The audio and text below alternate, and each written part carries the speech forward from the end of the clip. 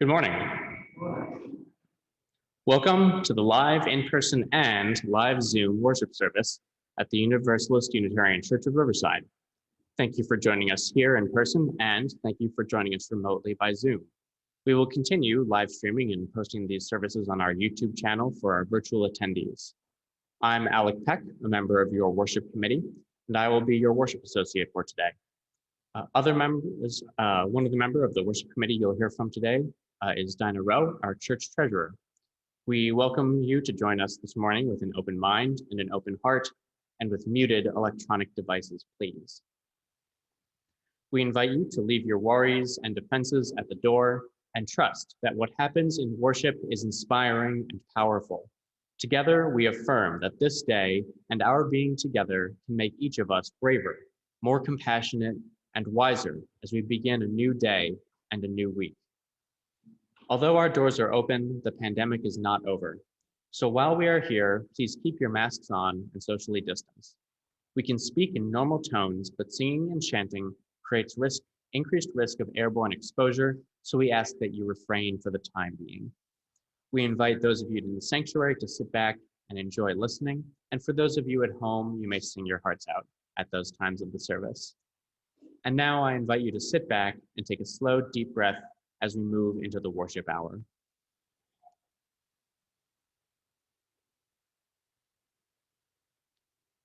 For our call to worship, you are welcomed to read with me the mission statement of our church.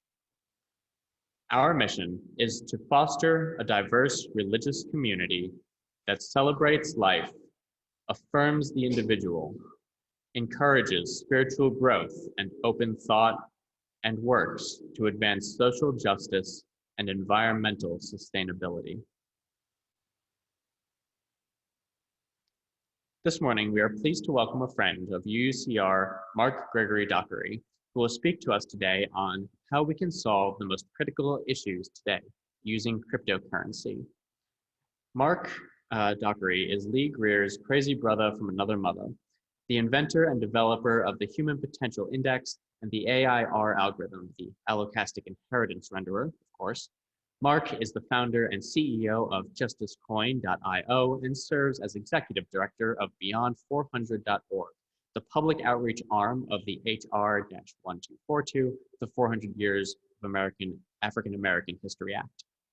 Though he and his family have made their home as world travelers, he is technically a local, and he and his wife attended and met at one of the Bible colleges in town. But don't hold the alma mater against him. He just wants you to know that Riverside holds a special place in his heart, as does the UU Church of Riverside.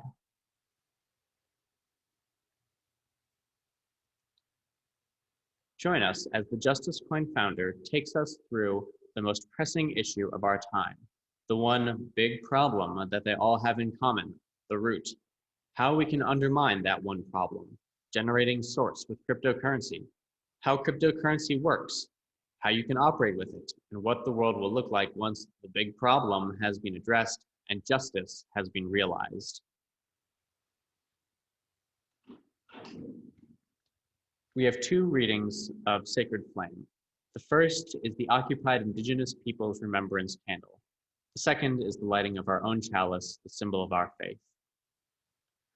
We walk upon the traditional territories of diverse and sovereign peoples, the original peoples of this land, who continue to cry out for justice and self-determination.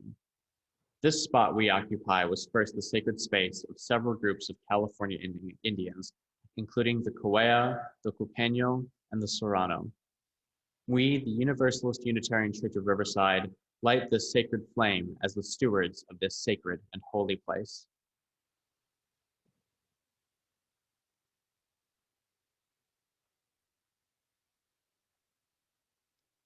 We are blessed with the space and opportunity to strive to live out our common principles, to bring justice, equity, and compassion into our daily lives, to resist all that threatens the earth and her people, and to be a part of a world community with peace, liberty, and justice for all. Let these thoughts carry us forth as we journey and worship together.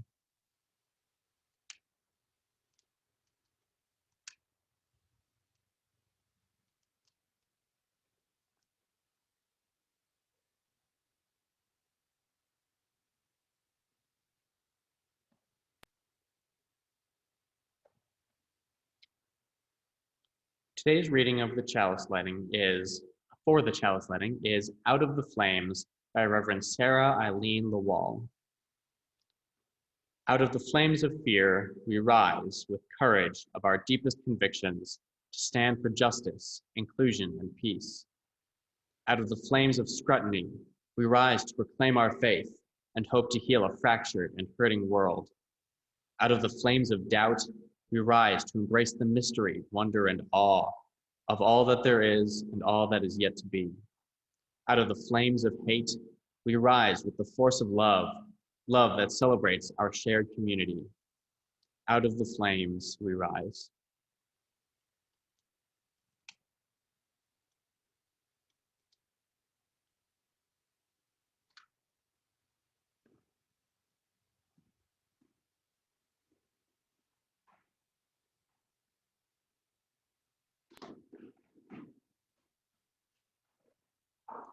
Our opening hymn this morning is We Are a Gentle, Angry People. For those in the sanctuary, please sit back and enjoy the hymn, but do not sing along. Thank you.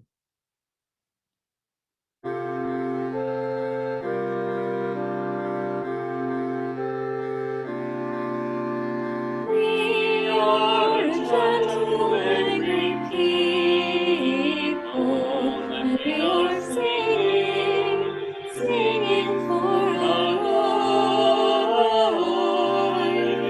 We are a gentle, angry people, and we are singing, singing for our lives.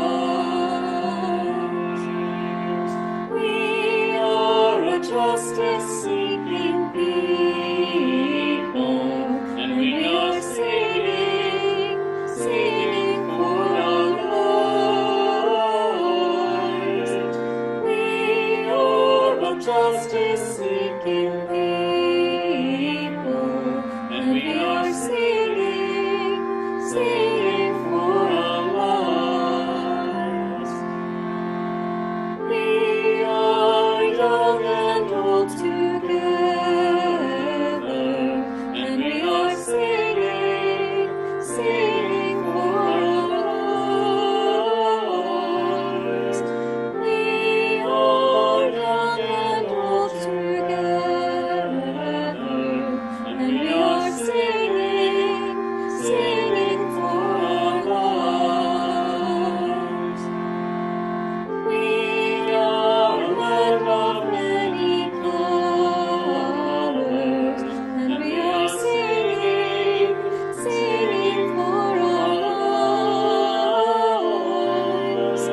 We are a land of many colors, and we are singing, singing for our lives.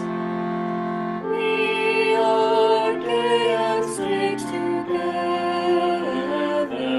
and we are singing, singing for our lives. We are gay and straight together, and we are singing, singing for our lives. We are a gentle, loving people, and we are singing, singing for our lives. We are a gentle, loving people, and we are singing, singing for our lives.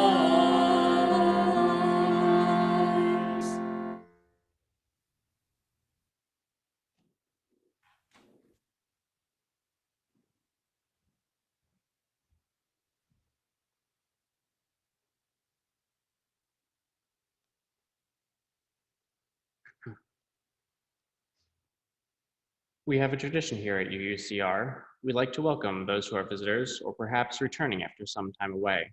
But we know that it can be uncomfortable to stand up and speak in front of others, and we won't ask you to do anything that we would not do ourselves. So we are going to choose an unsuspecting soul who has been here a while to tell us their name and how they first found out about the church. We ask you to hold the mic closely to your face and speak into it directly and clearly so everyone can hear. Do we have a volunteer to speak to us about how they found the church? Dinah.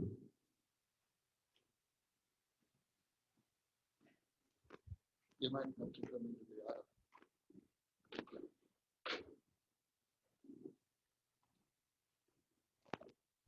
Good morning. I'm Dinah Rowe. My husband Bill and I have been members here since 2004. Prior to that, we were members in Long Beach, where we met. Thank you.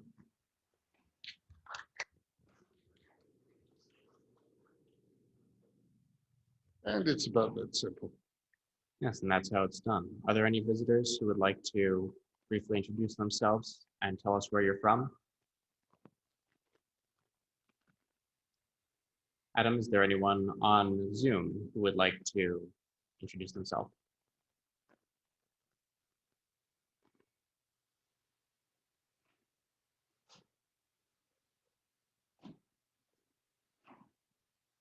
Very well.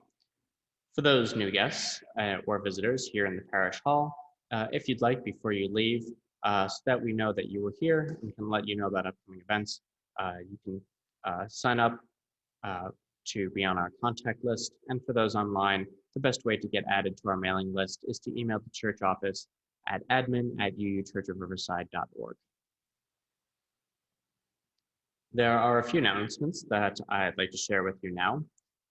As we just heard during the service, there will be a few websites, email addresses, phone numbers, and the like that will be mentioned at the end of the service. That information is going to be left up on a slide, so that way you can see that at the end, and also the information is available on our website. The monthly UCR newsletter comes out on the first of each month by email and by request by postal mail. If you have something that you feel is newsworthy or that you'd like to contribute, please email uuchurchofriverside.calendar@gmail.com, or you can call the church office. That's 951-686-6515 if you'd like to be added to the mailing list. And you may contact the church office. The CURE, C-U-U-R, the Concerned UUs at Riverside, will be meeting today at 11 a.m. upstairs in the annex in the Social and Environmental Justice Committee room. See the Social Justice Chair, Adam, for more information. Our hymn now is Spirit of Life. If you are in the sanctuary, I invite you to sit back, close your eyes, and listen.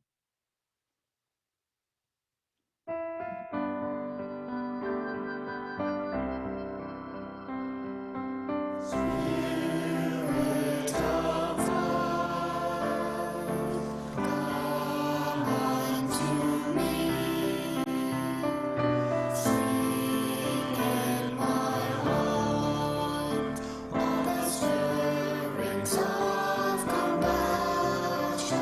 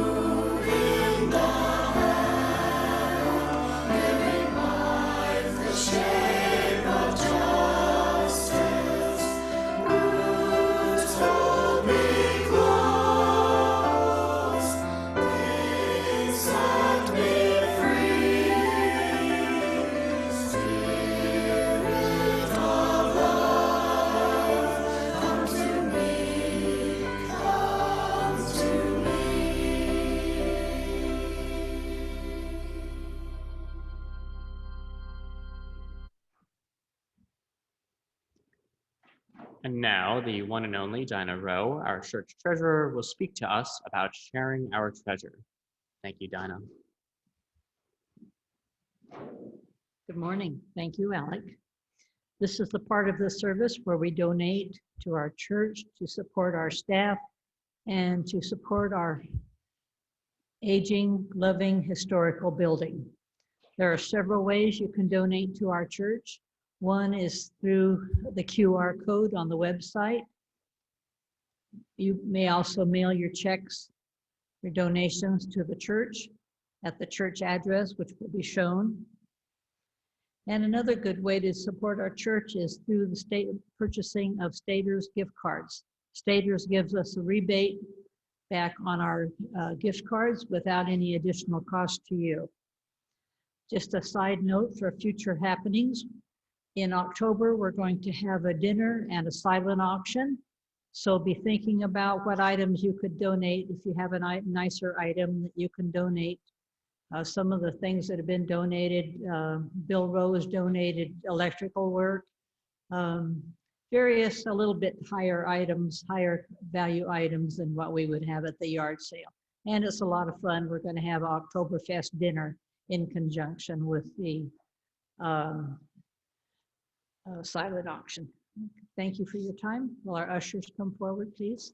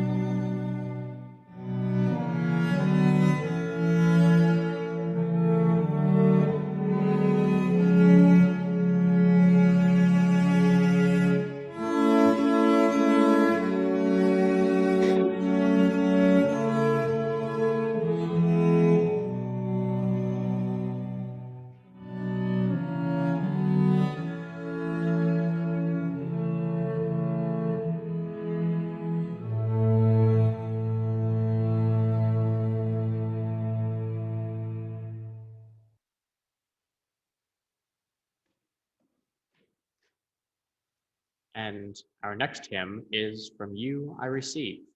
Please sit back quietly and enjoy. From you I receive, to you I give. Together we share, from this we live. From you I receive, to you I give. Together we share, from this we live. From you I receive, to you I give. Together we share, and from this we live.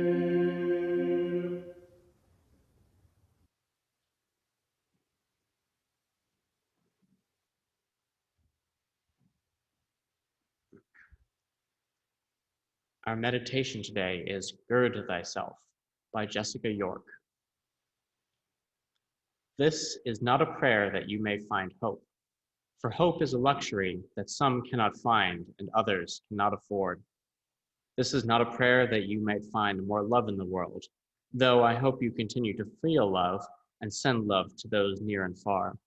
I pray instead that you may find tools, a hammer lying half hidden in the grass, a roll of duct tape curled up and forgotten on a high shelf in the back of the closet, a wrench poking out of the back of a stranger's pocket.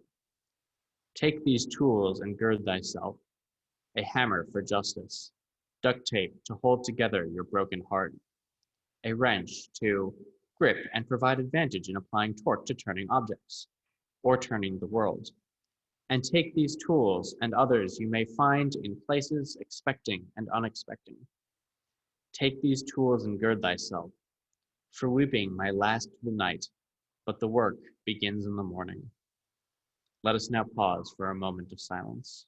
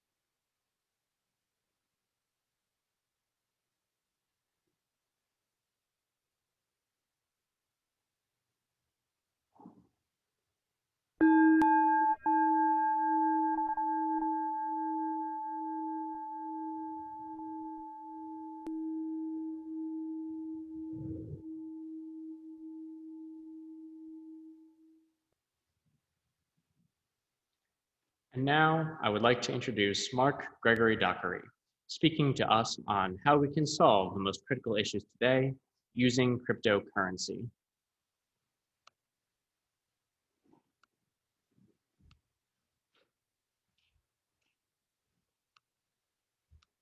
Thank you, Mark.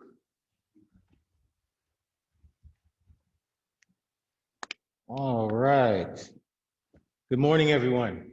I'm going to take off my Optimus Prime here. Everyone hear me okay? All right, you can see what I got going on up there. All right. Today was a stressful morning, you guys. We barely made it here. Our car overheated on the freeway on the way here.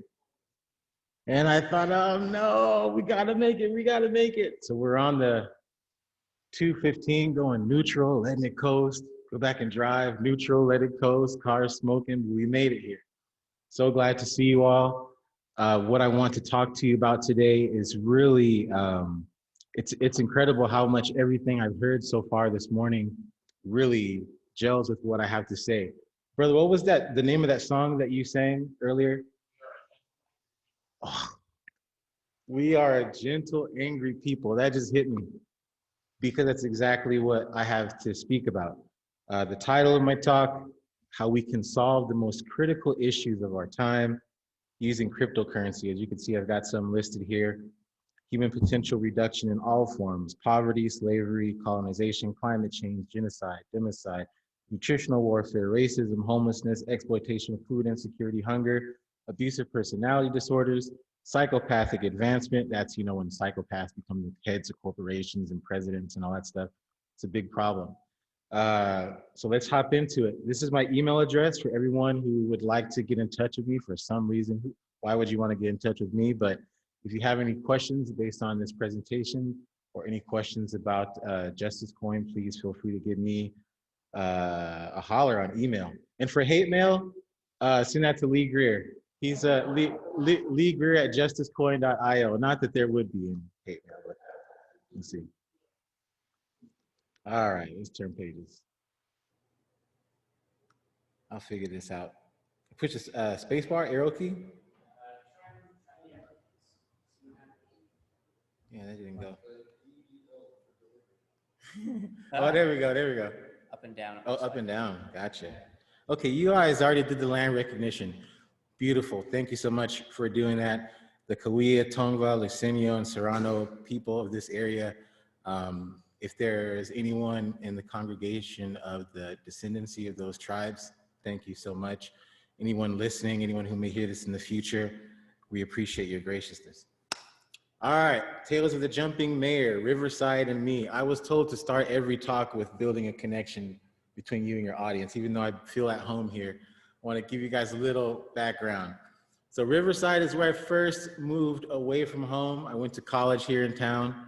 My first adult experiences in Riverside. I won't go into detail as to what adult experiences are, but you guys know, that's a big time of life wherever you move away from home for the first time and have those first grown-up experiences. It's a big, big place for you. This is that for me. Right across the street, we used to meet, a friend of mine, Dan Mages, and I started a group called Hunger Truth. And we would meet every Thursday night. For years we met, just talking about the craziest things we could find. We were all, young adults who found out we'd been lied to about a lot of things in life. And we needed to search on our own for a lot of things we didn't know and a lot of things we wanted to know. So we would stay over there all night and chop it up and debate and then go eat, bean burritos afterwards. And Lee was so gracious to come and talk to us on occasion about, his expertise and really fulfilling time in life. This is also the town where I first thought I could fix the system. And I'll tell you the story what happened. Dan and I, with our Hunger Truth thing, would set up a little table. They had a fair every, I think it was Thursdays at the time. Like people would share books and food, cook food out here on the street that's connected to the city hall. I don't know what that's called, the one that you can only walk on. Yeah. So we would be out there with our books, our conspiracy theories, our scriptures, and all this stuff. And we've made a lot of friends with the homeless community here. And so I took a liking to a lot of these people. They took a liking to me. Over time, I put together a plan on how to end homelessness in Riverside. I was really vigilant about it, went around, I got all the stats, met a lot of homeless people, found out how many there were that we were dealing with approximately, figured out what they needed, how we could help them. I went to Washington Mutual. If you guys remember that bank, it's dead now. But I went to Washington Mutual with my plan. They agreed to help out. They were gonna open up a bank account for each homeless person that signed up with $200 in their account to get them started. I went to a bunch of apartment complexes, got apartment complexes to agree, okay, we'll sign up on this if you can get counselors and da-da-da-da. We went to March Air Force Base, got them to say, yeah, you can use these barracks we're not using anymore, It was a legit plan. Went to City Hall, presented it to the mayor and all of the city council. The plan only required $200,000 on behalf of Riverside, and the rest was done. They heard what I had to say, got a standing ovation. A lot of our homeless friends from the community showed up that night and they were, yeah. This is on tape somewhere. Someone told me they saw it on TV. But after I presented it, the mayor said, I love your presentation and I'm gonna have my assistant look at it and we'll get back to you. I walked off the stage and a lady named Angel, I can't make this up, her name is Angel. She pulled me aside, took me outside. The mayor's assistant came with us. He took my little portfolio and he sat with us as she talked. She said, hey, sweetheart, I love what you're doing. This is beautiful, but I need to warn you about something, to stay away from this issue. What do you mean? I got it all right here. It's not only gonna cost them this much. Hold on, let me explain. The mayor and the chief of police get federal funds that they can do whatever they want with based upon how many heads they have in jail. And the homeless population is their fodder. I mean, that's who they use to fill up those jail cells to get that federal dollar in their pocket that they don't have to be accountable for. And that's why this issue is not being fixed. They could easily fix homelessness, but it's not gonna get fixed like this. And my heart just right there at City Hall that night.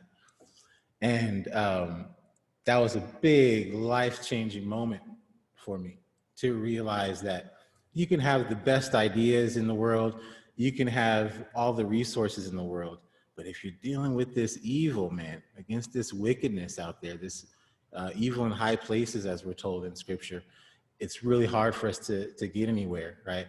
And we're gonna have to find a way to circumvent that system if we're gonna get anything good done. And that's where it started for me.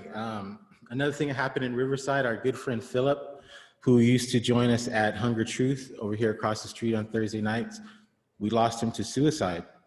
And that caused me to dig deep into mental illness and what is that? Like, we shouldn't have lost Philip like that, it just sort with no warning, he seemed to be very psychologically healthy.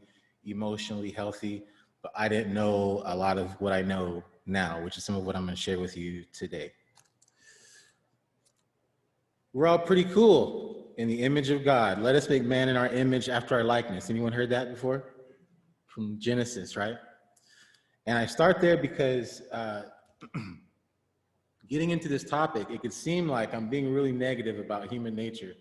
And it could seem like I'm being, I'm casting a dark shadow on us spiritually. And I don't think that's what I'm doing. I just want to make it clear that whether we're white or black, Mexican, Lucenio, you know, the tribes that are from this area, whoever we are, I know we have various backgrounds and ways that we feel about how we got here, but we're all cool. We're all cool. We're all made in the image of God. And that's a big deal. What happens after that in Genesis is another thing, right? The fall of man and how that happens. But I just want you guys to keep in mind, I wanted this slide to be first because I wanted you to keep in mind as we move forward that we're all cool.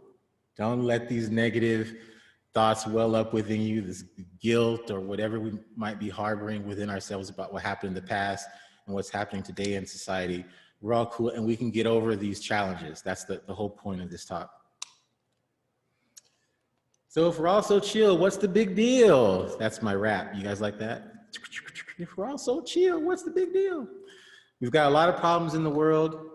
Racism, white supremacy. We've got a mental health crisis on our hands. Climate change, nutritional warfare, hunger, food deserts, poverty, homelessness, political unrest, corruptness of government. And all those problems, you know, we all have our different wheelhouses, and I love how at this church I've heard justice more times than I've heard in any other church in my life. And so you guys understand that concept, that we're up against injustices, you know, rampant injustices systemically. But they all come down to one common denominator. And the common denominator is toxic behavior of humans, right? There's a famous quote from Martin Luther King that there's no such thing as perfect systems, only perfect participation, right? So in other words, it's not that it's, you know, capitalist or democratic or communist or whatever that makes something good or bad. It's how do people participate in that system, right? So you can have the shiniest, sexiest system in the world, but if people are engaging in it in a toxic way, right? If they're engaging through toxic behavior, it's a bad system, right? It's a bad day for everyone. So this toxic behavior, this destructive, abusive behavior gets down to what psychologists are now calling the real pandemic, which is narcissism. So we've got this thing in our DNA to cooperate, right? Like I said before, we're all cool. Lee's the best at teaching this topic, by the way, the cooperation of biological organisms, right? We're built to team up, right? We're built to love each other. We're built to build houses together and communities together, cities together. We're not built to be at war with each other, you know? What we're up against, though, is we have this feature of our species that a few psychologists I'll introduce you to later in this talk, they're calling mimicry dependence. I kind of like that term. I like the term better, conformity reliance, right? Think about a swarm of bees. Not all of the bees are there to be independent thinkers, right? And it's a good thing that they're not. It's a good thing that most of the bees can tap into the group mode of thinking. And what are we doing? We're making honey, and they're all doing it together, right? What do? We're defending the queen, you know? Independent thinking is great, but I think probably in an ideal environment, the better feature of our species is this kind of conformity reliance, that we rely on each other to know what's okay, what's cool. I was invited to a group therapy thing the other day, and they asked, if you come, what pronouns would you like us to use, you know? And I thought, oh, I've never been asked that before, but that's so cool that they want to cooperate with people that intimately. Like, we don't want to offend, what do you want to be called, you know? That's beautiful, that's us, right?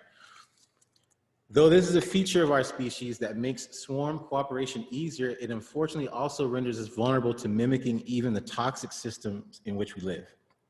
So, like I said, this is a feature, but it becomes not so much of a feature when we're following bad ideas, bad people, bad systems, okay? If the system is too abusive and toxic, they too, in their conformity, will fall into abusive behavior patterns. If the system is abusive and toxic, they too, in their conformity, will fall into abusive behavior patterns. So you're following tyrant dictator X. He does Z. You conform to that tyrant so you can survive. You end up doing Z also, right? Or going along with it, right? Or gaslighting people when they say, hey, he's doing this to me. Oh, should get a job, you know? So why do we follow these bad leaders and bad systems? Like capitalism, oppressive, repressive religion, and industry norms. So it's not just, you know, government things that we're following, it's also at our job. You know, there are a lot of people who work at a place that they do toxic things. They pour nonsense into the rivers and do things that people turn a blind eye to because of this feature, right?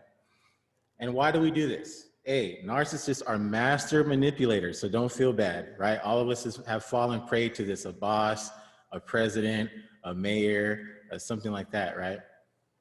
Abuse gets quick compliance. How many people know that to be true, right?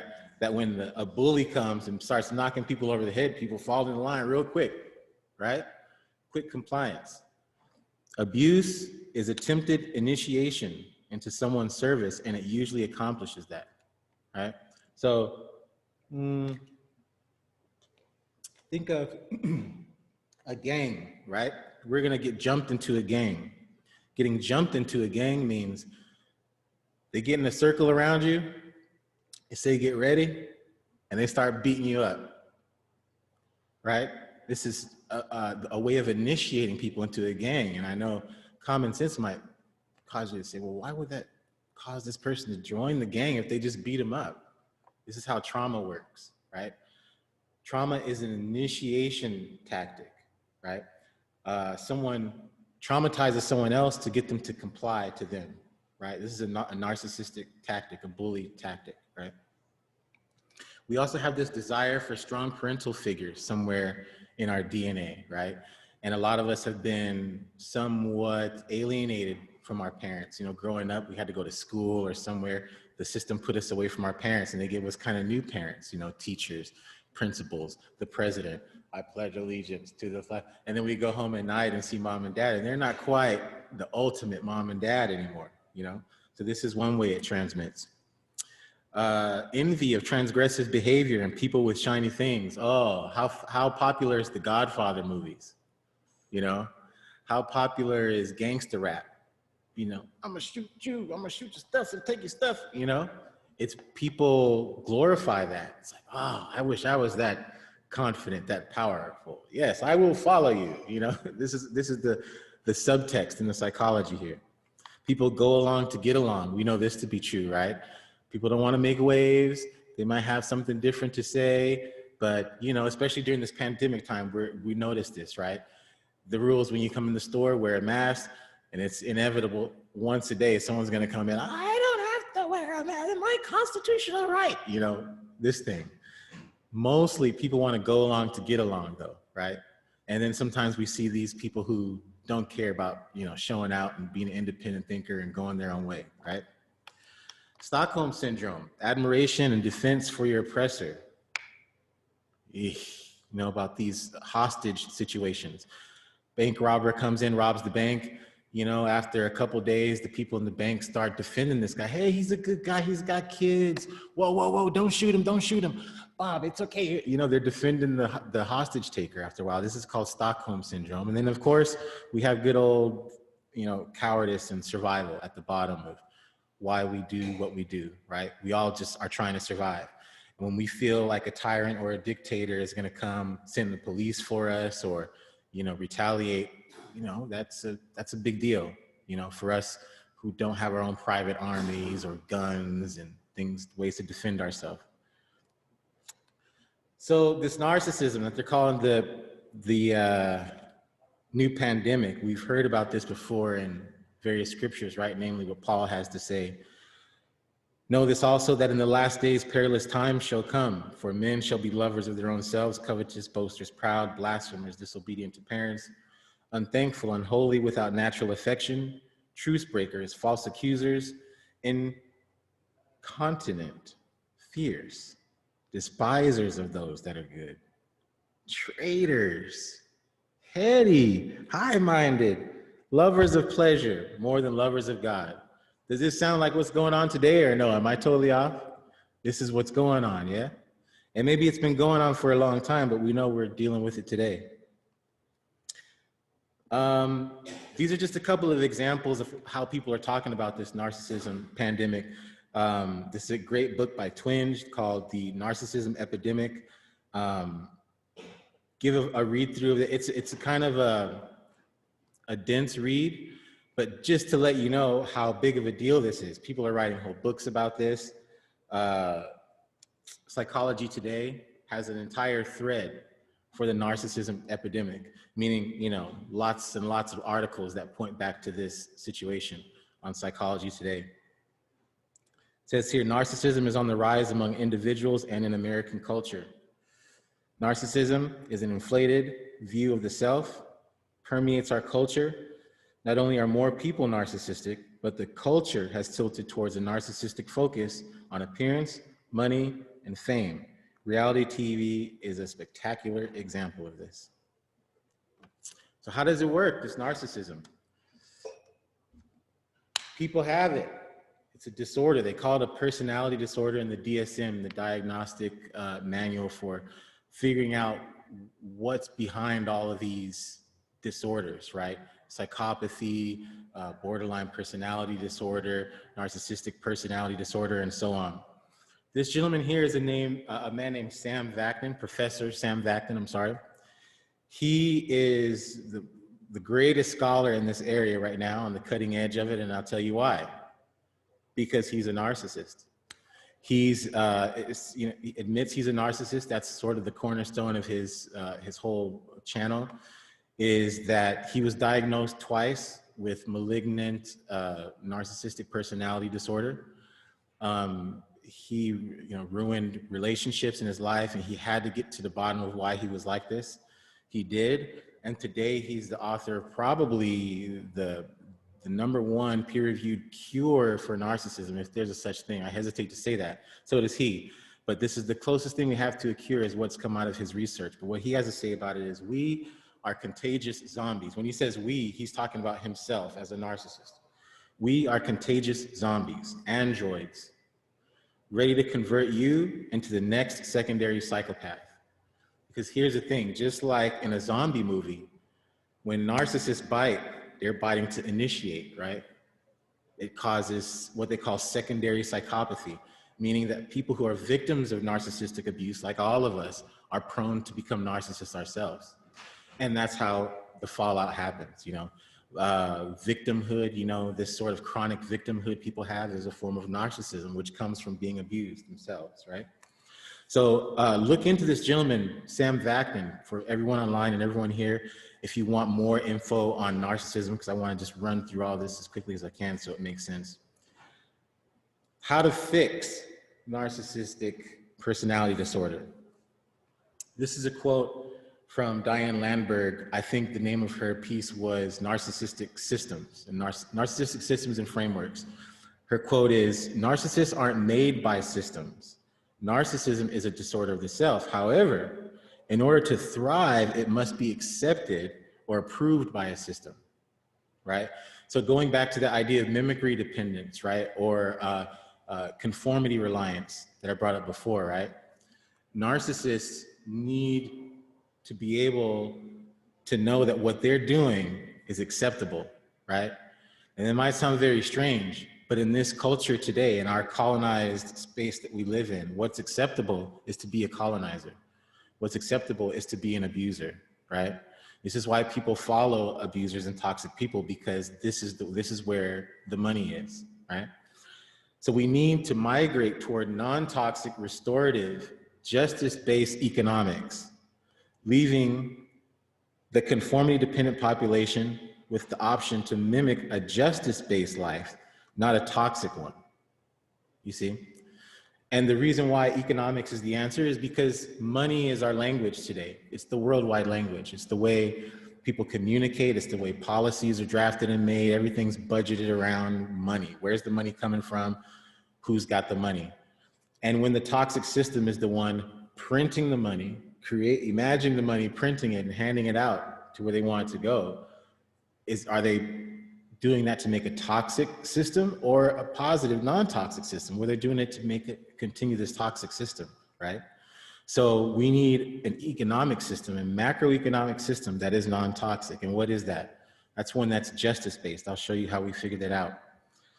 First, How to Fix Abusive Personality Disorder by Sam Vaknin.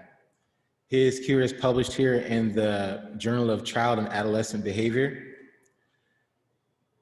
Cold therapy is what he calls it. And this is what cold therapy is about. Cold therapy is based on two premises: that narcissistic disorders are actually forms of complex post-traumatic conditions, and that narcissists are the outcomes of arrested development and attachment dysfunctions. Consequently, cold therapy borrows from techniques from child psychology and from treatment modalities used to deal with PTSD. Cold therapy consists of the re-traumatization of the narcissistic client in a hostile, non-holding environment, which resembles the ambiance of the original trauma. That's where everything first happened for them. The adult patient successfully tackles this second round of hurt and thus resolves early childhood conflicts and achieves closure, rendering his now maladaptive narcissistic defenses redundant, unnecessary, and obsolete. Cold therapy makes use of proprietary techniques such as erasure, suppressing the client's speech, and free expression of gaining clinical information and insights from his reactions to being so stifled. Other techniques include grandiosity reframing, guided imagery, negative iteration, other scoring, happiness map, mirroring, escalation, role play, assimilative confabulation, hypervigilant referencing, and reparenting. This is a lot of technical mumbo jumbo, but I've read through this a lot. This is one of my favorite topics. I'll try to break it down and simplify it for you. Basically, cold therapy is taking the narcissistic patient and putting them in an environment where they'll experience the same things that caused their narcissistic trauma to begin with, but you're reversing it. This term called reparenting. In other words, when they were young and they had parents, somehow the parents missed some steps, right, with this person. And they were able to grow these narcissistic maladaptive behaviors, right? So reparenting is going back to that parenting stage and redoing something that wasn't done then, right? Namely, if you are a supremacist, right? In this environment where you were taught that you're a supremacist, you're better than everyone else, you deserve more than everyone, X, Y, Z things. Well, if we take you in that same environment and flip the tables on you, now live in this situation where perhaps Mexicans are the richest people around and they have all the resources. And maybe if you want something, you have to ask Mexicans now. You know, we talked earlier about the acknowledgement of the tribes that lived in this area before. What if before we came in here this morning to unlock the doors, we had to get permission from the people whose land this is, you know? Ooh, that's that re-traumatization. That's when you first learned it was this way, now it was that way, you know? And this allows adult patients to sort of discharge that dysfunctional part of their narcissism, because frankly, the mimicry dependent or the conformity reliant part of us is rigid. We've got that. That's a part of us, right? So either we've got to say narcissism is rigid, or it's just the conformity reliance that's rigid. It's the conformity reliance. We don't have to be abusive and toxic to each other, right? We can change. If we end up being toxic and narcissistic, we can get out of that. We'll still be mimicry dependent, but we've just got to mimic something else. Someone's got to teach us, right? And that's what we're getting into next. So how can we achieve cold therapy-like results in our environment, which is pretty big, right? The world is big, such that we are able to render human abusiveness more obsolete than ever. That's a migration away from the shared fantasy of colonial macroeconomics and toward justice-based money. Shared fantasy is from the narcissistic abuse lingo. This is something that narcissistic abusers do. They get you involved in a shared fantasy.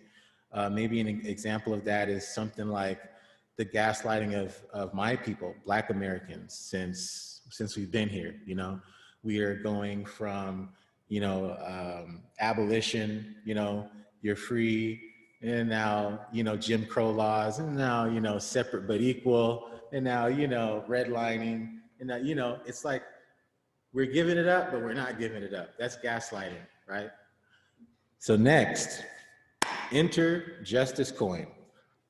The cryptocurrencies tied to tangible justice, human potential, and the righting of historical wrongs, repairing unresolved forced economic balances to produce worldwide economic truth. First, about Justice Coin, the backbone of this, the spinal cord of Justice Coin, is what I call the Human Potential Index. Our vitals, according to Justice Coin, is what it is. The Human Potential Index is what I hope will replace the stock market in the daily news cycle, right? Right now, the stock market is seen as the meter for public wellness, right? If the stock market's down, oh, everyone's stressed out. I might lose my job. My 401k is down. Everything's bad because the stock market's down, you know? Oh, the S&P 500's up, an uptick in the S&P. You know, the news goes by this stock market thing, which is completely and mostly fabricated. It's primarily representative of the entrenchment of white supremacy throughout the ages and colonialism. All that power has been stored in capital, right? And that's what Wall Street represents. And we're still looking to the health of, you know, the plantation owners' money to see how healthy we all are. Isn't that a shame?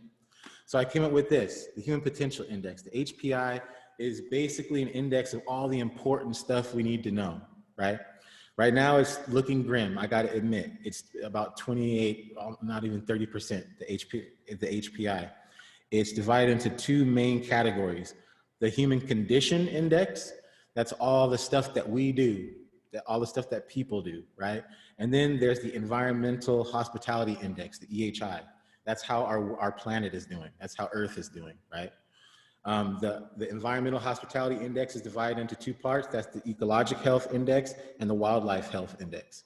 So under the Ecologic Health Index, it spiders out into a bunch of stuff that has to do with the matter of the Earth, and all the creatures are under the Wildlife Health Index. Under the Human Condition Index, we've got all sorts of things. World Accessibility Index, that's how well people have access to the world, right? That's a big deal. That's not something that we're counting right now. But a lot of us right now can't afford to go to Germany if we wanted to. We can't afford to go to Spain if we wanted to Mexico, to Africa, you know, if we wanted to. Our mobility is very limited, and that has a big side effect on our psychology. Also included in there is the Human Justice Index, the HJI, which spidering from that is the Surplus Distribution Index, the Housing Distribution Index, Nutrient Distribution, how well are people eating, how many people are homeless, the Human Outcast Index is for that, the Abuse Transmission Index, that's what we're talking about with narcissism, personality disorders, and how people abuse each other, be it domestic abuse, child abuse, sexual abuse, human trafficking, all that stuff. Up at the top, we've got the Human Health Index. How healthy are we, right? We don't know right now. We're looking at the stock market and we're walking around here with, you know, mass coughing and stuff, dying of heart disease and totally preventable stuff, right? And we're worried about the stock market. It's ridiculous. The Information Ecology Index. How clean is our information that we're getting? Oh, not very, you know? I don't know if anyone has learned about VNRs or video news reports. That's gonna be a heartbreaking subject for you, but most of what we hear on the news is nonsense. You know, it's someone paid for that message to be framed that way for you at that time, you know? So our information ecology is how clean are we information-wise? Like, we getting the real information? That's a big deal. Economic Truth Index, this is a big deal. This is why I created Justice Coin. Right now, there's no economic truth, essentially. The money in the world is it's misrepresentative of where the actual wealth is. Case in point, Africa, right? all the wealth in the world, all the minerals, all the gold, all the coltan, all the everything, the food, but they've got no money, right? They're totally economically dependent on the World Bank, European nations, and whatnot. So this is the Human Potential Index. It's just important for you to know that Justice Coin doesn't just come out of nowhere and it's aiming for all these ghost metrics. These are the metrics here. We're wanting to replace what we're all focusing on. And right now we're focusing on the wrong thing, which is the maintenance of capitalism, white supremacy, oppression, colonialism, etc. How Justice Coin works. I don't know if you guys, oh yeah, you can't see that. So I'll try to explain this as clearly as I can using my hand wizardry here. So Justice Coin macroeconomically breaks down the economy into three different parts. One, discovered economic value. One, discovered economic leadership, and proposed discovered value. I'll break down what those all are. Proposed discovered value consists of things like fiat currency, or all the cryptocurrencies that you know now. You know, I know it's really confusing. There's all these cryptos to go through: Bitcoin, Dogecoin, Ethereum, blah, blah, blah, blah, blah. All these are ideas, right? These are proposed ideas. Bitcoin, Ethereum, they're proposing this idea to you. Hey, invest in this because this is a great store of value. It does this and that and this and that, right? It's based on proposition. The US dollar is the same way, right? Fiat currency is essentially a proposition where they're saying this is worth X amount, accept it, right? Discovered environmental value, that is the stuff that you see on the right-hand side that has to do with how much earth we have, how much land we know that we have, how much fresh water we have, how much seawater we have, how much inhabitable land we have, etc. right? All that is valuable, right? Right now, our current macroeconomic situation is we're not even counting that. We're not counting for the real stuff right now. We're counting for the fake stuff, which is to say what European imperialism still intends to accomplish. That's what money is based on right now. And finally, discovered economic leadership. Discovered economic leadership is basically who's in charge, right? We know that there's all these proposed currencies and stuff like that out there, but which one is which? Which one weighs what? Right? Which one's the boss, right? What's the order of these currencies? So all those together make up 100% of the money that is, right? According to the Justice Coin model. Next, the way Justice Coin handles that economic leadership part, right, is a thing called eco-nations. I get the term eco-nations from W.E.B. Du Bois, who first not coined the phrase eco-nation, but he has a famous quote that with all of our talent, Blacks in America can form an economic nation within a nation, right? This is W.E.B. Du Bois brought this up way back then. And now I'm saying that the eco-nation is the answer for how we get out of this problem. Colonialism already sliced us up into different groups, right? I'm with Lee and most biologists who will tell you there's not too much difference between us racially, right? To carve out racial differences between us is really kind of, you know, ridiculous. There's less than, what is it, Lee? 0.0000001 difference in us genetically, right? So what's different though are our experiences, that's funny. Our experiences are different, right? The Black American experience is different from the First Nations, Native American experience, is different from perhaps the Jewish immigrant, you know, experience in America, is different from the white identifier experience in America, et cetera, right? So each one of our experiences, with those experiences comes a set of, you know, damages that we took on, injuries, you know, things that we haven't been made whole for, et cetera, right? So these are called eco-nations in Justice Coin parlance. And the way that each eco-nation's currency is valuated is like this, or each token is valuated is like this. We take their historical and ongoing forced economic balances, right? So the talk about reparations, for instance, for Black Americans, there's no way to pay back all that money. But what Justice Coin has done is we've calculated from each lynching, each land theft, each case of land theft, each case of, police brutality, all those line items. What are those worth? What damage did they cause? What was unpaid? What has been adjusted somehow? What families have been compensated, et cetera. And we take all those, add them up and divide those by the survivor group population. So for instance, Blacks of the American experience is approximately 65 million of us, supposedly, right? So we take that big number divided by 65 million, and that's the value of each token for that eco-nation. See? So for instance, Blacks of the American experience, their eco-nation is called the topian. So their topian is that fulfillion dollars divided by 65 million, and that's what each one of their tokens are worth. I won't give it away now, but if you care to visit JusticeCoin.io, you can see what it's currently valued at. And over here on the right-hand side, I have a list of some of the other eco-nations that are being calculated right now. One is, or the two that you don't see are the first pair, which are the topian, which represents Blacks of the American experience, and the Caltejas token, which represents people of the Mexican experience, and the name Caltejas represents the land theft that took place between California and Texas, which I don't know if you know, used to be northern Mexico, essentially, but was essentially stolen by the United States, right? So for instance, for the Caltejas, we're taking all of those, we've calculated all those acres that were stolen, the value now estimated for all those acres, right? Commercial land use, residential, all of that, state parks, all that. What is that worth? Divided by the Mexican population, and that's what their token is worth. See, we're just doing that. And there's more than just their land theft to deal with. There's human rights abuses that have not been, they haven't been made whole for, et cetera. And then obviously Blacks of the American experience, we don't have to go over what we've been through, right? The wampum represents Native American First Nations experience, the Fide for the Palestinian experience. And yes, these are kind of in order of deployment or expected deployment. We have the cacao for the Guatemalan diaspora.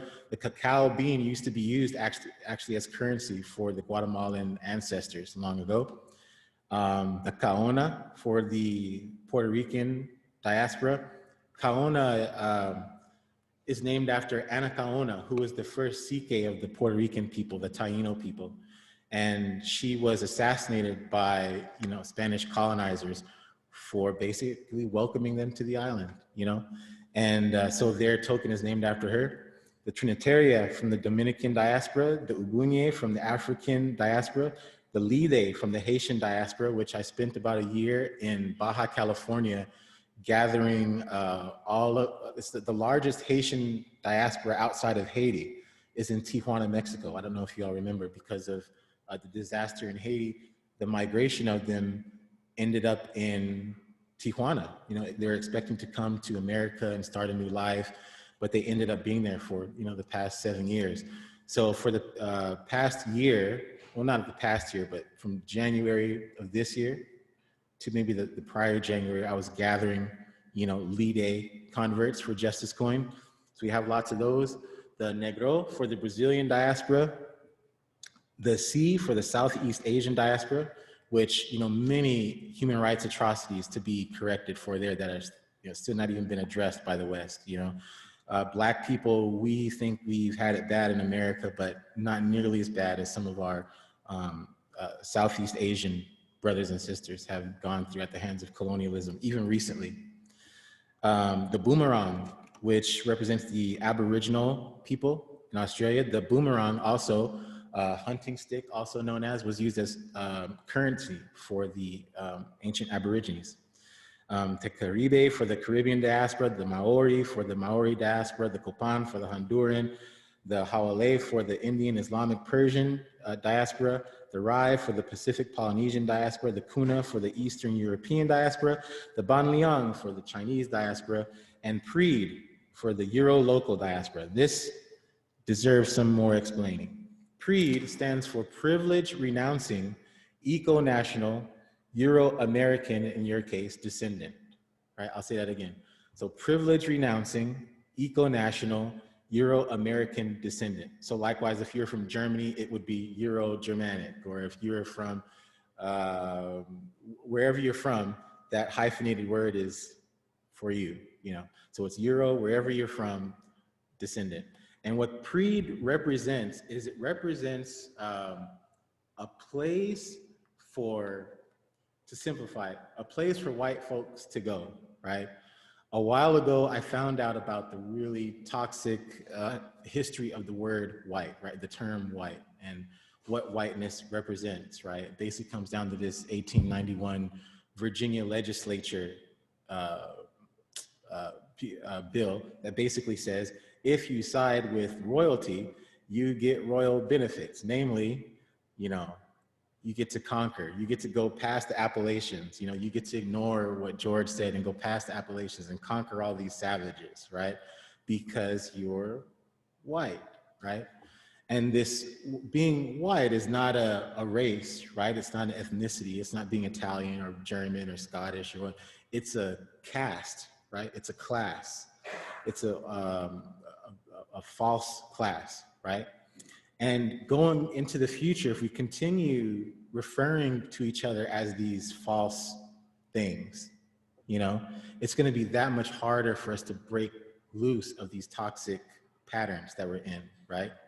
And so I created the pre-designation as an eco-nation that proclaims the desire to renounce the darkness. You know what I'm saying? Hence the term privilege renouncing. We're not doing that. We want to be on an equal playing field. Just what do we deserve? What does everyone else deserve, right? And that's what Creed represents. In the beginning, I had a lot of people complaining that it seemed like there was no place for white folks in Justice Coin, you know? And that was not the case. That wasn't what I was going for at all. But people really felt that way because they felt as though, well, white folks haven't suffered anything like everyone else has suffered stuff, so you guys are gonna get everything, we're not gonna get anything. Bah, not true, not true at all. All you have to do is look at the suicide rate by race chart in America that the CDC published to know that this thing is hurting white folks, especially white men, more than anyone. You know, the situation that we're living in. And so this is not to hurt anyone. This is to help us get out of the briar patch on this, you see. So, eco-nations, there's a bunch of stuff here that you probably can't see. I'll go over later what all these things mean. But this is just to give you a sense of all the stuff that we got to take into account. And by the way, on the real spreadsheet for these, all these are nested. Each one of those rows you see has, you know, at least 500 rows underneath it. So this is a simplified spreadsheet, if you can believe it. There's a lot of land that was taken. There's a lot of bad things that were done. And right now we're in a place of, you know, you hear the discussions about critical race theory and people really are uncomfortable talking about these things. And I understand that. I'd rather tuck that away and us calculate it and just render the numbers, right? Instead of running people through all of the emotions of what happened, right? Because we don't need that. We need to just get over that and get to the solutions.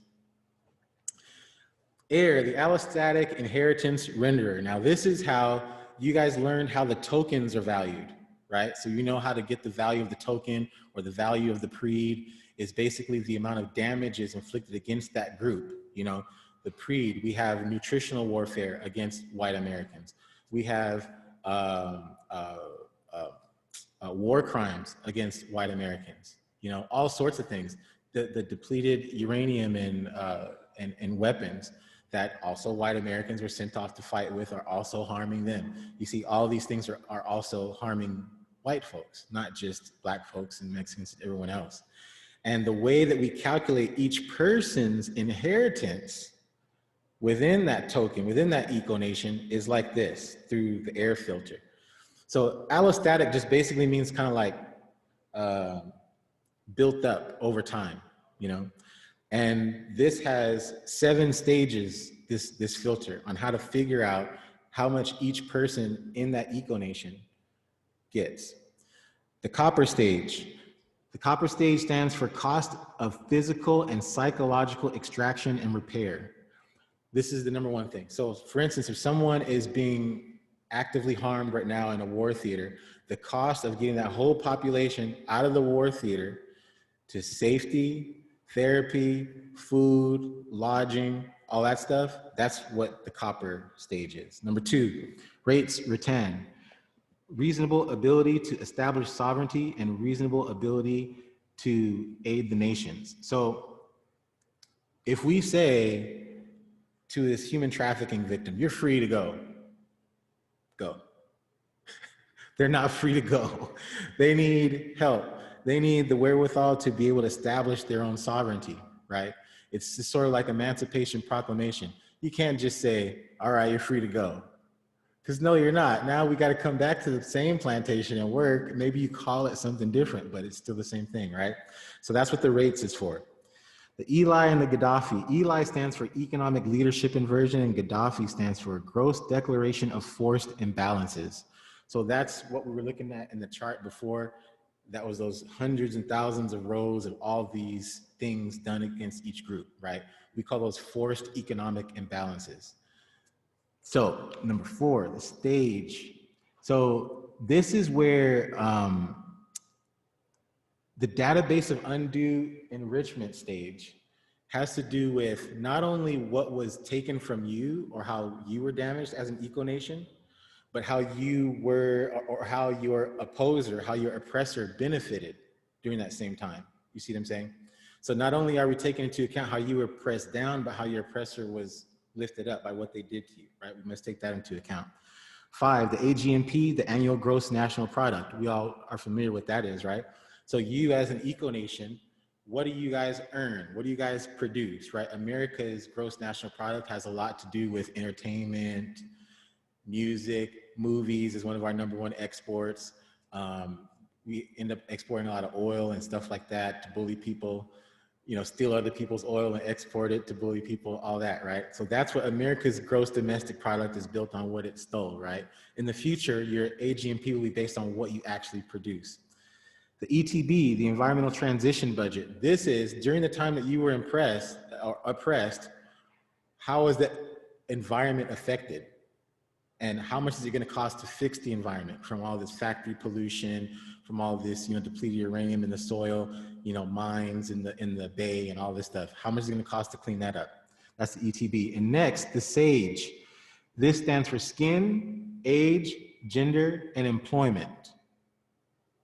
So while you were in this Black American experience, taking Topian for example, how old are you, right? So for instance, my grandfather will get a way higher inheritance than me, right? He lived through way more white supremacy than me, right? So the older you are, the more you get. Your gender, right? Maybe Black people had it hard. Maybe Black women have had it harder than me, right? So maybe my sister gets a little bit of higher inheritance than I will because of XYZ factors Black women have had to go through, forced sterilization and so on and so forth, right? And then employment. Lee Greer was the one who brought this up to me 2 years ago. I was in Las Vegas for my birthday, and he said, man, but there's you know, there's Black people who have been making millions of dollars this whole time. You know, NFL, maybe some of them have been compromising, you know, to make those millions of dollars. And how is it they come in and they get the same inheritance as someone who hasn't been exploiting his brother and sister, right? Ooh. So how do we cover that? The SAGE filter, right? So this takes into account all sorts of things, your employment, taxes, all that stuff is uploaded as well to come to a conclusion on what you as an individual get as an inheritance. So again, the big picture, we got all this stuff, racism, white supremacy, the mental health crisis, climate change, on and on and on. And they all come down to toxic behavior from people, right? If the climate was changing naturally, it would just be changing naturally and we had to figure out something to do, but that's not totally what's happening. We know that it's being augmented, that the negative effects of this thing are being augmented by human behavior, human intervention, you know, malfeasance and whatnot. And we can only heal that by migrating to a justice-based economic system because conformity reliance is rigid. Remember, That's a rigid part of our species, and we're blessed to have that, right? But we need to undermine the toxic aspects of that conformity bias, which is to say, we need to offer an alternate form of leadership, economic leadership, that makes sense to people, that is non-toxic. Does that make sense?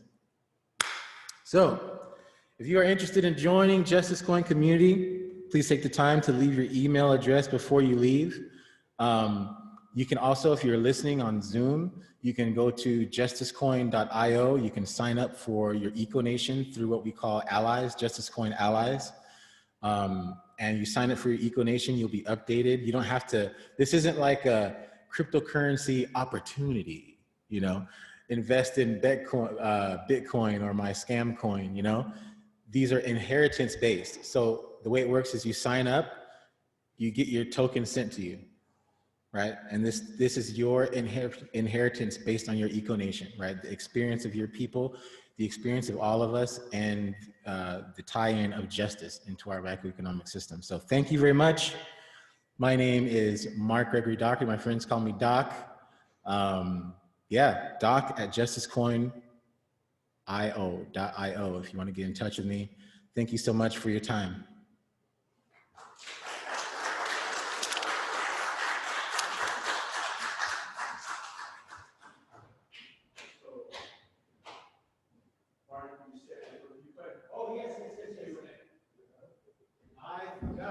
Q&A, give it to me. Okay.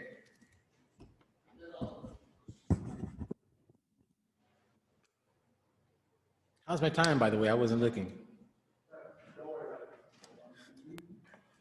Speed 4. Okay, we're live.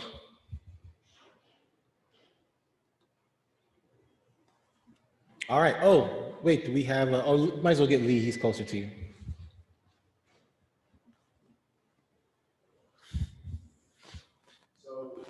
So a paper just came out in this year, just a few months ago, in the Proceedings of National Academy of Sciences, which looks at human biomes over the last 12,000 years, showing that humans' presence on the planet has actually been positive in encouraging biodiversity in landforms and indigenous culture interactions with the environment, up until certain economic systems arose, and certain types of industrial, certain types of hierarchy were established, which goes again to prove that human nature isn't the problem.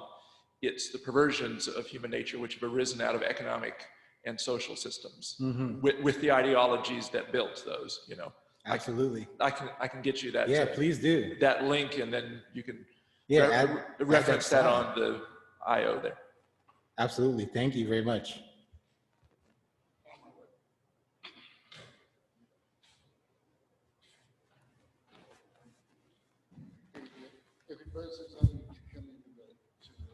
Okay, so choosing a most, which, fine, okay. So if choosing an economic system most similar to this as a basis, it seems that you're going more of the capitalist route. So my question is, the free market right now is complicated, and it's more than we can understand. And we can make sense of, we can plan around. It has a mind of its own. So if we were to create checks and balances for our economic system and create systems in place that account for its weaknesses, what if we make a mistake? And the free market right now takes care of mistakes. And what if we design something that has unintended consequences? Good question. So on the first part of the question, that reminds me, I forgot to mention that Justice Coin is not intended so much to be, even though we have that department for in the aggregate value for proposed currencies, this isn't meant to be like an adjunct to the existing macroeconomic system. One of the things I neglected to say was that it's the end of the world as we know it right now.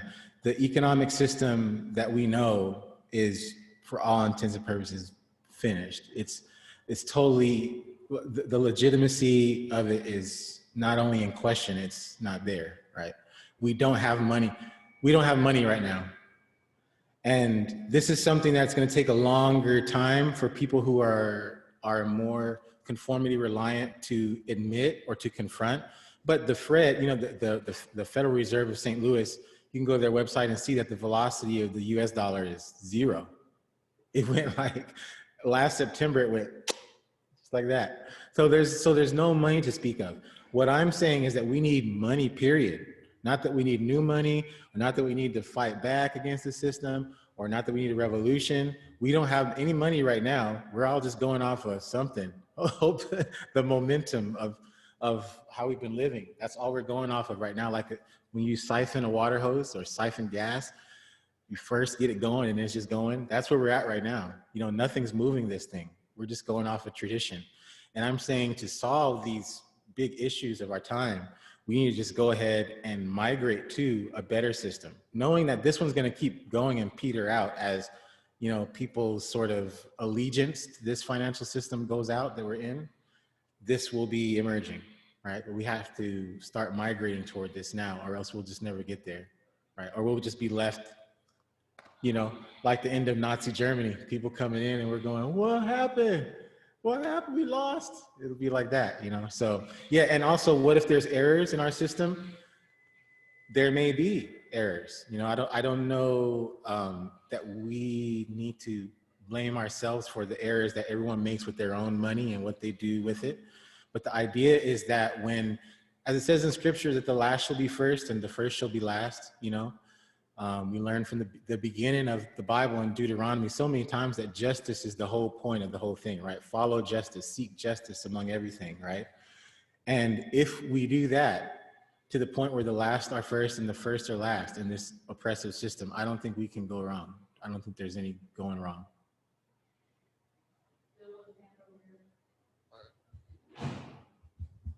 Hi, I have a two-part question for you.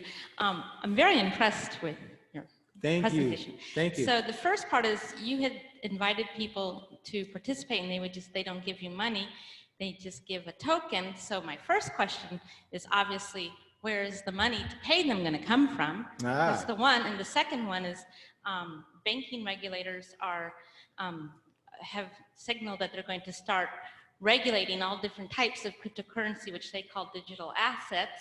So how do you foresee Justice Coin being regulated so to catch errors and also to catch potential abuse? And we all know in AI, the algorithms, there's unintended bias. So you might be inadvertently introducing bias that this person gets inheritance, but this group may not, and that might be an unintended bias, and so regulators are going to watch for that. So one, where's the money going to come from, and how do you think you're going to be regulated to stop abuses, even if they're unintended? Thank you. So first on where is the money going to come from? This is like my most popular question. First, oh, I hate to say this, you guys, I hate to say it, because I know you all work so hard for, you know, the living that you earn, right? We don't have any money. We don't have any money. It don't exist. It's all ideology, right? It's a weaponized thing, to be honest. And to say where we're going to get the money from, the question is more what was taken from us, right? And that's what this is based on. That's what the calculation of these tokens is based on. For instance, when a lawsuit is, or a judgment is issued on behalf of someone who filed a lawsuit for a judgment, right? Where'd that money come from? You know, all the money is just printed. It starts at the Treasury and printed, it's distributed digitally or physically or whatever. But it came from the concept that this person is owed this money. You see what I'm saying? It wasn't like they dug some more coal out of the ground or some more gold and said, okay, so then print these more dollars and then you can have these dollars. That's our financial system is not based on gold either, So what I'm saying is the system we have now renders the money in our pocket based on the whims of colonial advancement, really, It has to do with nothing. Justice coin is based on something real and tangible, which is what was taken from us all, right? The damages levied against all of us that we haven't been reimbursed for or compensated for. So in the absence of money as we know it, in the absence of this fiat, which is more or less worthless, right? I'm saying we now have justice coin, which is a pure reflection of just what people haven't been compensated with, what people are owed. This land was stolen from us. This is how much it's worth today. We got that, you see? And this is just an accounting system. That's all, every cryptocurrency is just an accounting system that's better than crooked politicians, right? That's how all the blockchain is. And so as far as regulators, right? Regulators telling us that they're gonna regulate the blockchain is super funny. You should watch those guys, because it doesn't need to be regulated. That's the whole point of the invention, right? Regulations and whatnot have to do with, or them promising us regulations in regards to cryptocurrency has to do with fear mongering, terrorists might use some cryptocurrency to buy some stuff and then we can't track them. Well, you couldn't track the 9/11 guys either, could you? So, it's all a hoax to keep them involved in our lives. Banks are obsolete. Federal Reserve is obsolete. World Bank is obsolete. The gig is up. We get it now. King Leopold, we know the history. So yeah, this is not only a new system, a new framework, but a new scoreboard, a new ledger for money. You see? Yes, sir. Yeah, just a couple things that may help further clarify that. The economic system is a gaslighting system. Indeed. It's actually a gaslighting system. If you look at what real value is pure air, drinkable water, food, clothing, shelter, lack of individual trauma and violence, those sorts of things. And if you look at what's happening to our environment right now, we're actually in ecological collapse. Something that, humans, anatomically modern humans have been on the earth for about 300,000 years. Absolutely. And we have not done this to ourselves ever until about the last 300 of those 300,000 years, that this, when I say 500, in Europe, systems of trauma with Christendom have been going on for about 2,000 years, which is one of the things that points out some of our religions, the Bible and ideologies that have stemmed from that. However one reads those things, that has contributed to the system that we have. This, the age of exploration arose out of the doctrine of discovery, the idea that we can conquest land because God has chosen some over others and all that sort of thing. So those ideologies are deeply rooted within our religious ideologies. Absolutely. Secondly, once we recognize what real assets are, which is a healthy planet, a biosphere, the ecological interreactions between individuals, species, groups of people, and the environment around us, then we understand what the real system of value is. If I had a bar of gold and the temperature is 120 outside, I can't eat it. Right. You can't eat it. Right. Even if I had on my phone, Yeah. And as far as cryptocurrency is concerned, let's just take Bitcoin. Bitcoin actually destroys the environment more than almost any other activity on Earth, because there are hundreds, thousands of computers burning through terawatts of processing and data storage and turnover and all of that, all for a gaslight of a scam. Absolutely. Yeah, this is one thing to mention that, there's a big crypto revolution right now, and people are talking about cryptocurrency as being, it's going to revolutionize society. It's this and that. It's a way to get away from the banking system and such. It is, but realize that right now, the crypto space that you're seeing right now is merely fiat 2.0. Because the way to get into, and fiat, if you don't know, just means by declaration. I said it exists, it exists. That's what US dollars are, fiat, right? They're not based on gold and whatnot that we think. Right, yeah, wizards, I heard they have magic wands and stuff at the Fed and they make it for real. But yeah, Bitcoin and these things are just fiat 2.0. The only way to buy into them is with US dollars, you see. With Justice Coin, you can buy Justice Coin tokens right now, but you cannot buy inheritance tokens. Those are everyone's for free. All you have to do is sign up, you see. You're not mining it, no one's mining these things. It's one token, and they're each divisible to 18 decimal spaces. That's how you can spend that one token for the rest of your life. That one token can be worth $10 million or something, and you know, half of that token's 0.5 is $5 million. Like this is done. Right now, ERC20 tokens, which is what Justice Coin is the protocol. Justice Coin is built on the ERC20 protocol, but the ERC20 protocol is accepted right now at Target, Walmart, everywhere. So as soon as we're ready, as soon as the dollar system, which is already collapsed, as soon as the dollar system has collapsed in the psychology of more people, we can then start using Justice Coin immediately. You see, so it's not like it's not a thing of having to wait until governments say so, or wait until regulators say so, or wait until they allow you to do something. No, this is just right now, we're standing by each other's truth in justice, and we're holding our inheritance tokens for the day that everyone realizes, oh, we don't have any money, what do we do now? And we'll already be ready for them. Okay, I've got a question. Yes, sir. Essentially, one of the things, California has always been really fond of immigrants. They come together. We see it as just the more, if you can cook together, you can build a better world together. We have multiple ingredients. The thing I was noticing about the long listing there is that you could have, for example, somebody who is a Latina and and be what the old guard would have called mestizo or mixed blood. As an African American, you could have blood from a dozen different cultures. I've got people who may or may not have abreast each other in the process of making the thing called me right now.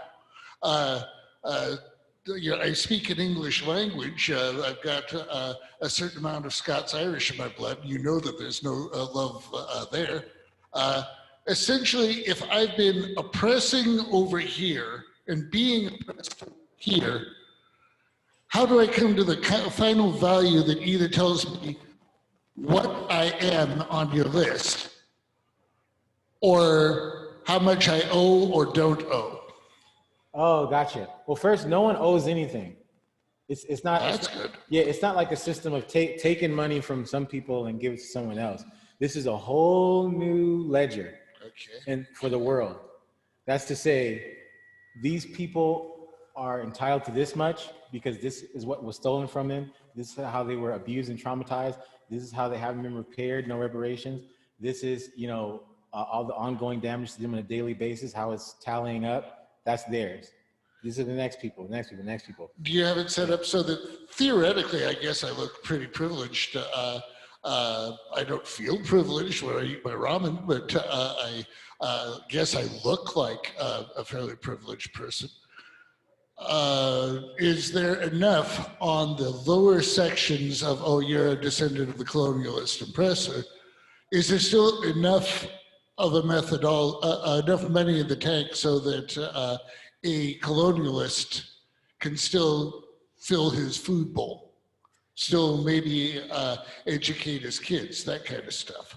Oh, you're talking about for the pre-Eco Nation? Yeah, it's like I have Czech, Scots, Irish, French, including some people who are pretty strong under William the Conqueror, who was not a nice fellow. The word the Conqueror does not mean that the Saxons were celebrating his existence. With these in mind, am I basically at the bottom end of the gruel pot when it comes to the economic good to be distributed because I had a colonialist past. Understand. First, no, it's not, you're not getting penalized for anything. Next, I would point you back to the, I tried to pull it up, I don't know how to do it. The Human Potential Index, that chart that I had up there, remember that, the Human Potential Index? Yeah. So in the Human Potential Index is what it's all about. That is to say that right now, I'm assuming, I don't think anyone in this room is living up to their full potential.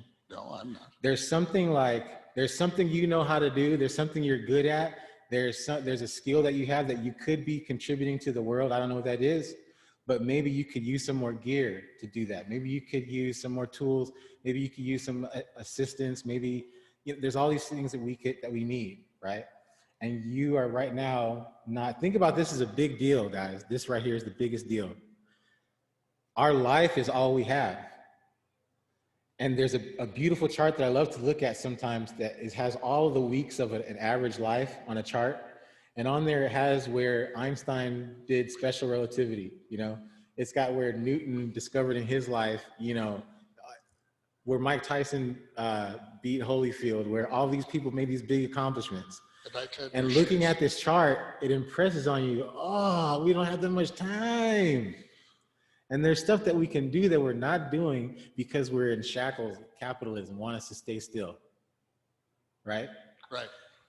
You have been held back just like I've been held back. Maybe my people have been held back in this war theater more than yours, but it doesn't mean that your human potential doesn't need to be empowered just like mine, right? So the pre-eco nation, just like all of them, the baseline is getting you up to all those first levels on the air filter, right? How much does it cost for you to establish sovereignty? How much does it cost for you to get out of the war theater? How much does it cost for you to be repaired from all the damages done to you, the stress, the chemicals, I used to crack up when I was a kid. I was hospitalized, and I look at a lot of commercials in the hospital, and those mesothelioma commercials and stuff. Mm-hmm. Have you or a loved one been affected by mesothelioma? That sort of thing. All these damages that we've undertaken for the sake of capitalism. When you think about it, it's ridiculous, and people are losing their lives even still to benefit, bad actors. And so I'm just saying, when we don't do that, it's enough for everyone. So it's not like the pre-designation is left out, or because you feel like, descendant of a colonizer now that you're not, involved in this. Anyone else? That's it. Thank you.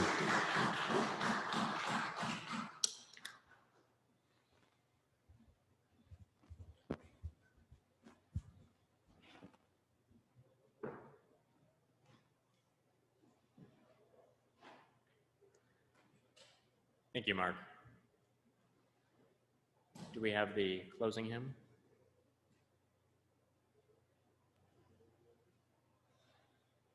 Our closing hymn today is I Wish I Knew How. For those in the sanctuary, please sit back, close your eyes, and listen quietly.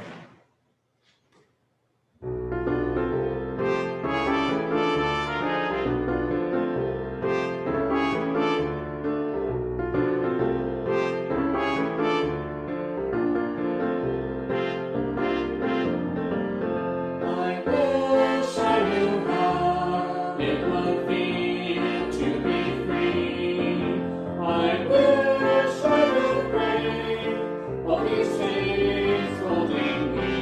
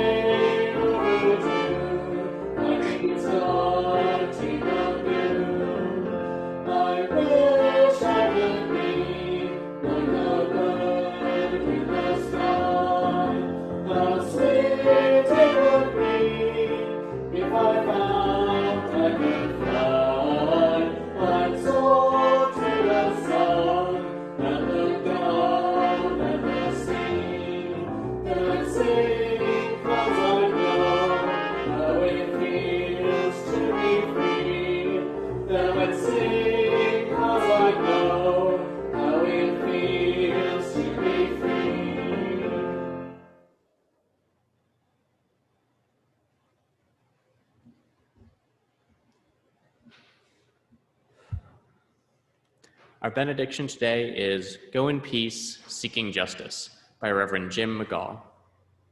When I say go in peace, I don't mean go in mindless oblivion. When I say go in peace, I don't mean go without challenging yourself or others. When I say go in peace, I don't mean go in utter ease and comfort. When I say go in peace, I mean go in peace, seeking justice. Go in peace, committed to equal rights and opportunities for all. Go in peace that is created when, together, we build communities of true solidarity, deep compassion, and fierce, unrelenting love. Go in peace.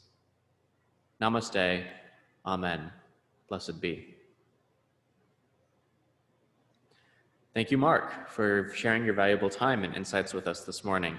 Sincerely appreciate it, and we look forward to having you here again. We will not be having a 10 to 15 minute Q&A since we've already done that.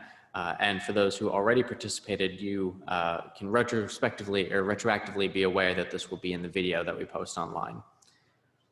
Thank you for your time today, and have a great rest of your weekend.